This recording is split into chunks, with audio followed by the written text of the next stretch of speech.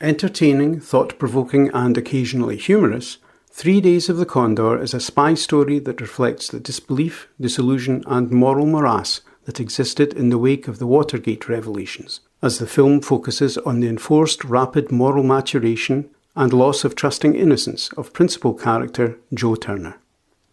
Among other themes, the film explores the relationship between the individual and the state, and the lengths to which the state will go in the name of preserving and protecting its interests, even showing willing to sacrifice a few individuals for the perceived overall benefit of the state. Beneath a facade of cooperation, humanity and diplomacy, the powers that be are ready to protect their interests using whatever unscrupulous and vicious methods are necessary. Of course, when exposed to such underhand and potentially brutal tactics, innocent people may be transformed or mutated by the situation they face as they fight for survival. Joe Turner is relatively innocent and happy-go-lucky. He is content to work for the C.I.A. in the American Literary and Historical Society, where he indulges his imagination and plays a game of seeking plots, messages, strategies, codes or intrigues in modern literature that might reflect government policies or inspire them. He does not take his work too seriously and is happy and willing to pander to the C.I.A.'s almost whimsical search, as he sees it, for information and intelligence, and his attitude may well reflect the trusting faith of the American people in its political and security organizations prior to Watergate. The sole survivor, by pure luck and circumstance, of a merciless and brutal attack on his workplace, Joe soon learns to suspend trust and question everything and everyone. His loss of confidence in colleagues and surroundings, combined with his determination to survive in the face of extreme danger, transform or perhaps even corrupt him to some degree, causing him to abduct and abuse another innocent, Kathy, whose relatively humdrum life is suddenly modified by danger and excitement. The lives and outlooks of these two innocents are changed forever by these challenging events.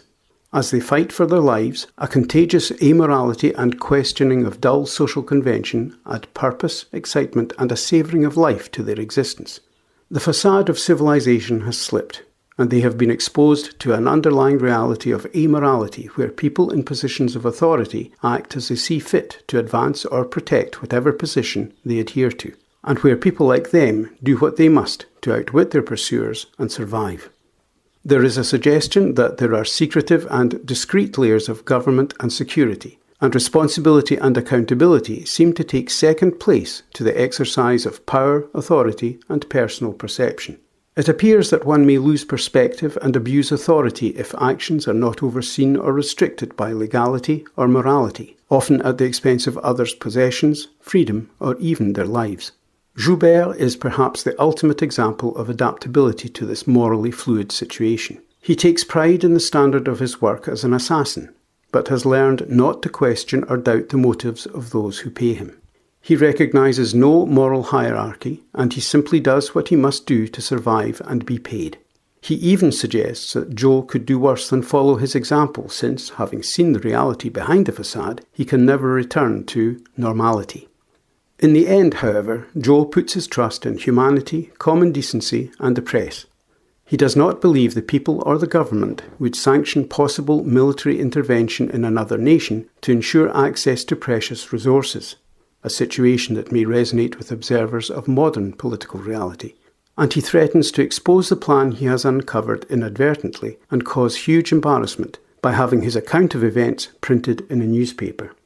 However, this stand for principle in what is essentially a modern film noir is challenged, as Joe is faced with two questions. Will the press show the independence of spirit and integrity necessary to print his story?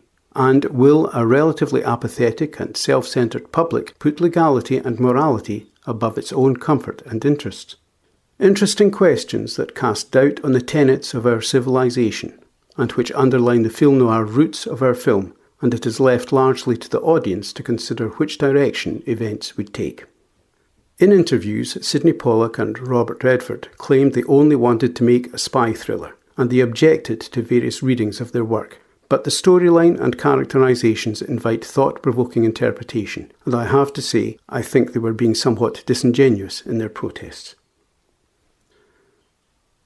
My thanks for taking the time to watch this video. I hope you found it of some value.